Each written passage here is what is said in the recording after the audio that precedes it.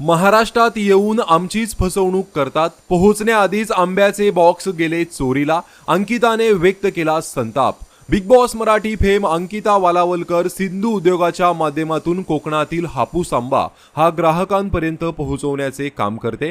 गेली अनेक वर्ष ती हा व्यवसाय करत आहे, पण आता पहिल्यांदाच या व्यवसायात तिची फसवणूक झाली आहे। आंबे एका दिवसात पोहोचावेत म्हणून मुंबईतील एका कुरिअर कंपनीच्या मार्फत हा व्यवहार करण्यात आला होता। मात्र डिलिव्हरी करणाऱ्या व्यक्तीने आंबे पोहोच केले नसल्याने आणि ग्राहकांचे फोन नंबर ब्लॉक केल्याने त्या व्यक्तीविरोधात अंकिताने पोलीस ठाण्यात आता तक्रार दाखल केली आहे। महत्त्वाचं म्हणजे ही व्यक्ती यूपी मधील असल्याचं अंकिताने म्हटलं आहे। याबाबत अंकिताने पोस्ट करून म्हटलं आहे, सिंधू उद्योगाकडून प्रेमाने आणि विश्वासाने पाठवलेले आंब्याचे बॉक्स ग्राहकांपर्यंत पोहोचण्याआधीच चोरीला गेले। ही अत्यंत दुर्दैवी घटना आहे। हे फक्त आंबे नव्हते, तर आमच्या कष्टाचं आणि प्रामाणिक मेहनतीचं फळ होतं। अशा प्रसंगी मन खचतं, पण आमचा निर्धार अजून मजबूत होता। आम्ही हे संकट नक्कीच पार करू, आम्ही थांबणार नाही।